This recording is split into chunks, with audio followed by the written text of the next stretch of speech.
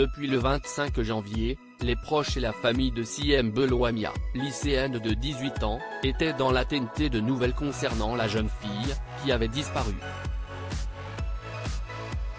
Ce jeudi 2 février, lors d'une conférence de presse, Cécile Jansac, procureure de la République de Nîmes, a annoncé que le corps de cette dernière a été retrouvé dans une forêt du Gard, près de Salles-du-Gardon.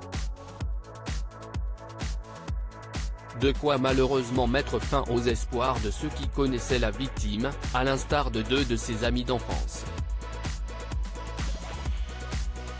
Sur BFM TV, la veille de la macabre découverte faite par les enquêteurs, deux jeunes femmes, Flutra et Léna de leur prénom, qui étaient proches de Siem, avaient raconté avoir échangé avec celle-ci, pour la dernière fois, il y a une semaine, à minuit 20. Elle ne nous disait rien en particulier, a d'abord expliqué l'une des amies de la victime à nos confrères, en révélant qu'elle lui a dit bonne nuit, on se verra demain en cours. Et après, plus rien, plus aucun message, plus aucun appel, rien du tout. Un texto qui prouve que la lycéenne ne s'attendait pas à ce que ses jours soient comptés au moment où elle l'a rédigé. L'une des amies d'enfance de Siem précisait ensuite qu'elle n'imaginait absolument pas que la jeune femme ait pu fuguer de chez elle, en donnant sa théorie.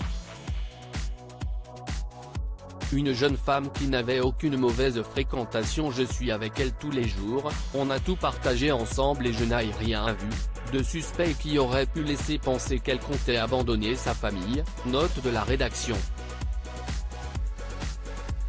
Si est ça qui nous laisse penser que si est un enlèvement, lançait-elle lors de l'interview accordée à BFM TV, en soulignant que la victime n'avait pas pour habitude de partir de chez elle et qu'elle n'avait aucune mauvaise fréquentation.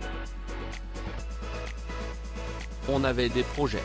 Elle voulait faire une école de communication. C'était pas du tout quelqu'un de mauvais genre, pas du tout quelqu'un comme ça, appuyait celle qui connaissait bien Siem. Pour l'heure, le principal suspect, Mahfoud H. L'ex-mari de la cousine de la jeune femme, âgée de 39 ans, a été placé en garde à vue après être passé aux aveux. Il a indiqué avoir étouffé la victime après une dispute. L'autopsie du corps de cette dernière va être réalisée, dans le but de découvrir si les affirmations de Mahfoud H. corroborent avec sa version. Article écrit avec la collaboration de 6 médias Crédit Photo, capture écran Facebook.